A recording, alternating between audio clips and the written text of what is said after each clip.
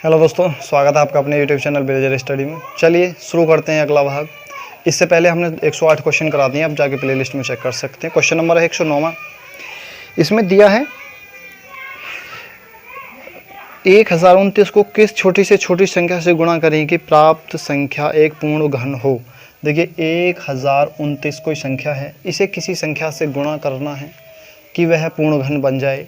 ठीक है, गुणा करना है, हमने पहले बता दिया। अगर गुणा करना है तो हम क्या करेंगे, इसके गुणनखंड कर लेंगे। ठीक है, पूर्ण घन बनाना है, इसे पूर्ण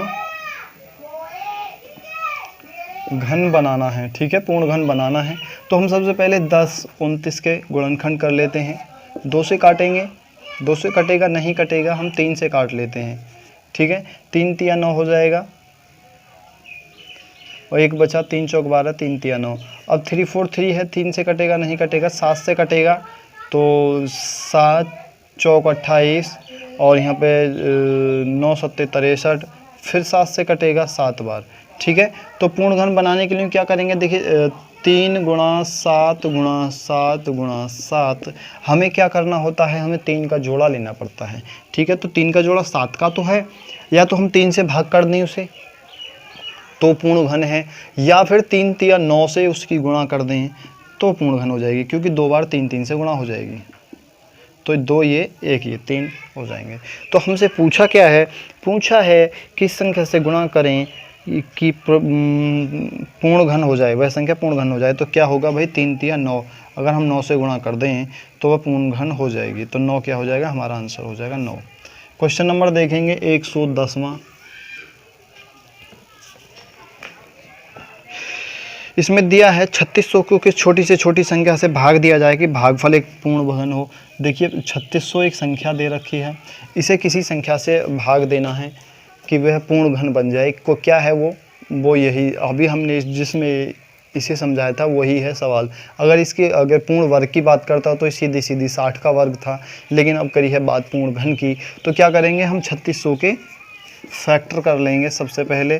तो इससे भाई 2 से काट लेते हैं, 4 से काट लेते हैं, 9 चौक 36 हो जाएगा, डबल 0 ऐसे उतार लेंगे। ठीक है, फिर इसे हम 2 से काट लेते हैं, 4 से कटेगा क्या, चलो 4 से देखते हैं काट के, 4 दूनी 8 हो गया और 4 दूनी 8 हो गया, 5 चौक 20 हो गया। 5 से काटेंगे, 5 से काटेंगे, 5 चौक 20, 5 पंजे 25 और फिर 5 से काटेंगे 9 बार और फिर 3 से काटेंगे 3 बार। ठीक है, अब देखिए पूर्ण घन बनाना था, इसे क्या बनाना था, पूर्ण घन बनाना था। तो 5 से कटा, 5 से कटा, 4 से कटा, 9 से कटा, 4 से किस संख्या से, चलिए देखिए हम 2 के फैक्टर कर लेते हैं। पहले 4 को 2 से 2 बार लिख लिया, ठीक है, फिर 4 है उसे भी 2 बार लिख लिया है।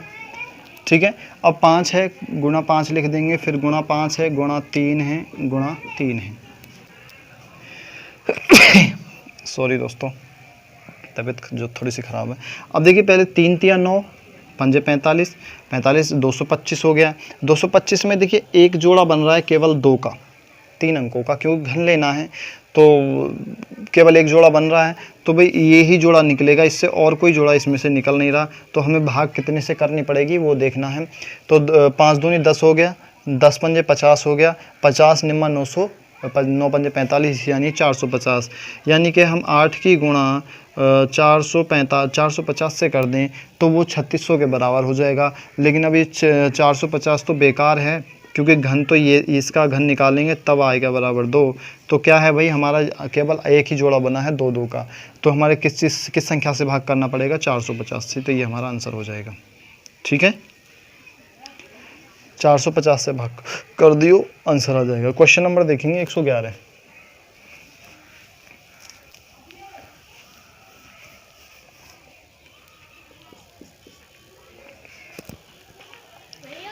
चार अंकों की वह बड़ी से बड़ी संख्या कौन सी है जो पूर्ण घन हो। 4 अंकों की बड़ी से बड़ी संख्या, 1 2 3 4 अंकों की बड़ी से बड़ी संख्या कौन सी है जो पूर्ण घन हो। अब देखिए दोस्तों सबसे बड़ी संख्या तो ये हो गई 4 अंकों की। और लेकिन हमें पूर्ण घन बनाना है, यानी इससे कम हो, ज़्यादा ना हो। इससे कम हो सकती है, ज़्यादा नहीं हो सकती, क्योंकि अगर हम इसमें एक भी जोड़ दें तो ये 5 अंकों की हो जाएगी। तो सबसे पहले तो देख लेते हैं, थोड़ा सा इसे हम भाग विधि से करें तो थोड़ा सा लंबा हो जाएगा, क्योंकि उसे समझाने में भी थोड़ा टाइम लगेगा। उसके लिए मैं एक स्पेशल वीडियो बना दूंगा। तो इसे हम क्या करते हैं, सबसे पहले हम कोई ऐसी संख्या देखते हैं जो 4 अंकों के आसपास हो लास्ट के। तो अगर हम 20 की गुणा 3 बार कर दें, 20 की गुणा 20 से 3 बार कर दें, क्योंकि 20 का घन निकालेंगे तो 2 दूनी 4 दूनी 8, और ये हो जाएगा बाद में 3 0। अभी 4 अंकों की बहुत बड़ी संख्या हो गई, ठीक है, 4 अंकों की बहुत बड़ी संख्या हो गई है। अब इसे क्या करते हैं, अब इसमें क्या करते हैं, देखिए अगर हम 21 का घन निकालें तो शायद इससे ज़्यादा बैठ जाएगी, लेकिन 22 का तो 6 अंकों का हो जाएगा, ये तो हमें पता है। तो वो क्या हो जाएगा, सीधी सी बात है, वो 21 का घन हो जाएगा। ये हमारा आंसर हो जाएगा, 21 का घन क्या हो जाएगा ये। चलिए क्वेश्चन नंबर देखेंगे 112वां। 112वां क्वेश्चन देखेंगे।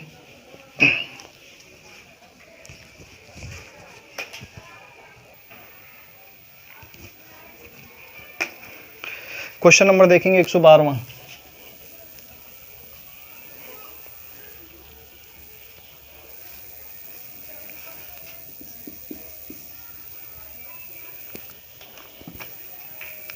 एक धनात्मक संदूक का आयतन, देखिए एक संदूक है, उसका आयतन क्या है। ऐसे मानिए एक संदूक हो गया ये, और उसका आयतन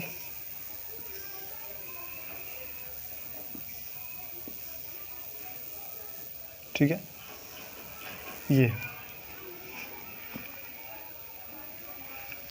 ये हो गया हमारा संदूक।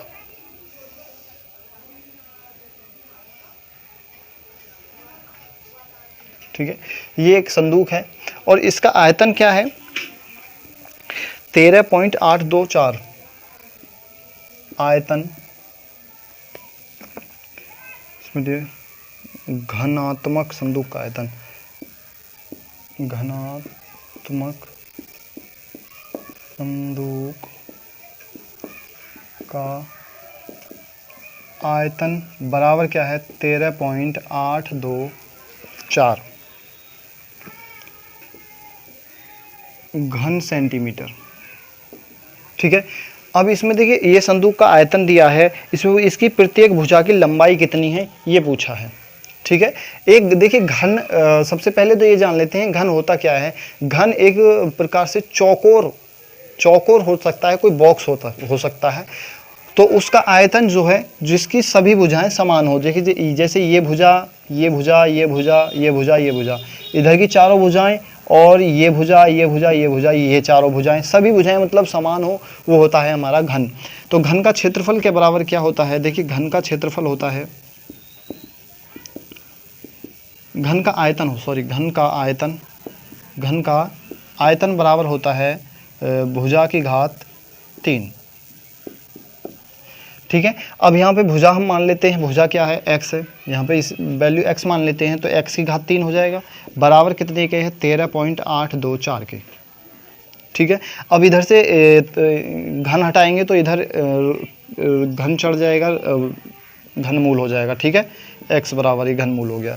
अब देखिए क्या करते हैं, यहाँ पे सबसे पहले 3 बिंदु हैं, इसके बाद में ये पता है हमें 3 पॉइंट के बाद 3 संख्या है, तो घन से बाहर निकलेंगे तो क्या हो जाएगा, एक संख्या के बाद बाद में जो लास्ट संख्या है उसके बाद एक पॉइंट लग जाएगा। तो ये 824, देखिए 24 4 आ रहा है, 4 किसके में आता है ये देखना है। तो 4 देखिए, 4 दोस्तों 4 के में ही आता है, हमने पहले बता दिया था, 4 के में ही आता है। और ये किसके घन के बराबर है, 13, तो ये है 2 के बराबर। ठीक है, तो ये हो गया हमारे 2 के बराबर, और पॉइंट कितने के बाद लगना है, एक पक्ष के बाद, तो यहाँ पे ये हो जाएगा, और x बराबर क्या हो जाएगा हमारा, ये हो जाएगा, ये हमारा आंसर हो जाएगा 2.4। ठीक है, ये हो गया हमारा 112। तो चलिए दोस्तों इस भाग को भी करते हैं यहीं समाप्त, मिलेंगे इस अगले भाग में, तब तक के लिए धन्यवाद।